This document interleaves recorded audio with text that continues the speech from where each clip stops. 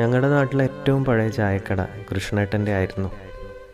കരിയും പുകയും പിടിച്ച അടുക്കളയും സമാവറും ആനവട്ടത്തിലൊരാട്ടുകല്ലും യമണ്ടൻ അമ്മിയും പൂപ്പൽ പിടിച്ച ചുമരുകളും മങ്ങിയ ചില്ലലമാരയും മുകളിൽ നിന്ന് തൂങ്ങിക്കിടക്കുന്ന കായക്കുലകൾക്കുമിടയിൽ കറുപ്പ് പിടിച്ച ബെഞ്ചിലും ഡെസ്കിലും അരമതിലിലും മുറ്റത്തുമൊക്കെ ഇരുന്ന് ആളുകൾ കൂട്ടം കൂടി ചായ കുടിച്ചിരുന്ന വെളുപ്പാങ്കാലങ്ങൾ.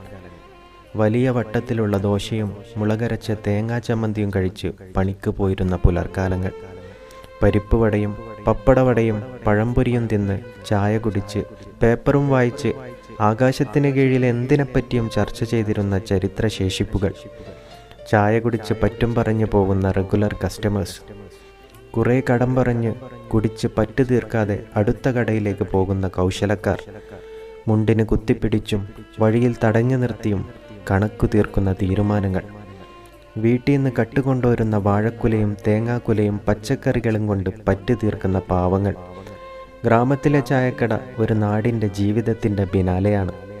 ടിപ്പിക്കലായതും തനതുമായ കഥാപാത്രങ്ങൾ, കഥയില്ലാതെ അലയുന്ന കുത്തഴിഞ്ഞ പുസ്തകം തന്നെയാണ് ഓരോ ചായക്കടയും. മറ്റെവിടെയും കാണാത്ത മനുഷ്യപ്പറ്റും സഹാനുഭൂതിയും സാഹോദര്യവും പ്രകടമാകുന്ന ജീവിത നാടകങ്ങളുടെ അരങ്ങ്. വല്ല പണിക്കും പൊക്കൂടെടാ? പണിയൊന്നും ആയില്ലേ? പേപ്പറിലൊരു ജോലിയുടെ പരസ്യം കണ്ടല്ലോ, നോക്കിക്കൂടെ? ഒരു ചെറിയ പണിയുണ്ട്, ചെയ്യാമോ എന്നൊക്കെ ചോദിക്കുന്ന റിക്രൂട്ടിംഗ് സെൻറ്റർ. ഗതകാലങ്ങളിൽ എവിടെയോ നൊസ്റ്റാൾജിയകൾ പുരണ്ട് ഒരു ചായക്കടക്കാലം കിടപ്പുണ്ട്.